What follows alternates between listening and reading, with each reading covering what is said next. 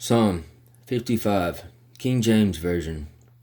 Give ear to my prayer, O God, and hide not thyself from my supplication. Attend unto me, and hear me.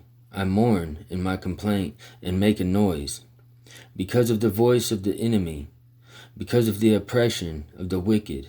For they cast iniquity upon me, and in wrath they hate me.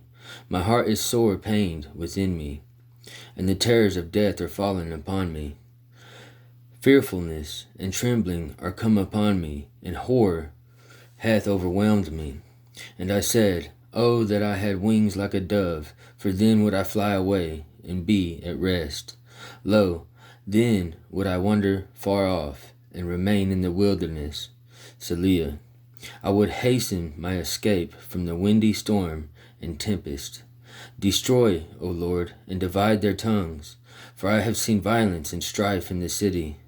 Day and night they go about it upon the walls thereof. Mischief also and sorrow are in the midst of it. Wickedness is in the midst thereof. Deceit and guile depart not from her streets.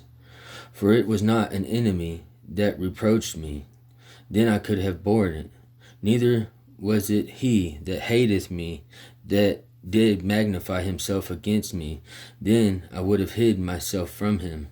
But it was thou, a man, my equal, my guide, and my acquaintance. We took sweet counsel together, and walked unto the house of God in company. Let death seize upon them, and let them go down quick into hell, for wickedness is in their dwellings, and among them. As for me, I will call upon God, and the Lord shall save me. Evening and morning and at noon will I pray, and cry aloud, and he shall hear my voice. He hath delivered my soul in peace from the battle that was against me, for there were many with me. God shall hear and afflict them, even he that abideth of old. Selah. Because they have no changes thereof, they fear not God. He hath put forth his hands against such as be at peace with him.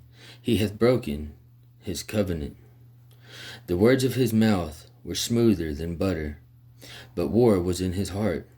His words were softer than oil, yet were they drawn swords.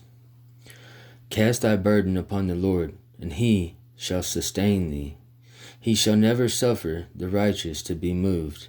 But thou, O God, shall bring them down into the pit of destruction. Bloody and deceitful men shall not live out half their days, but I will trust in thee.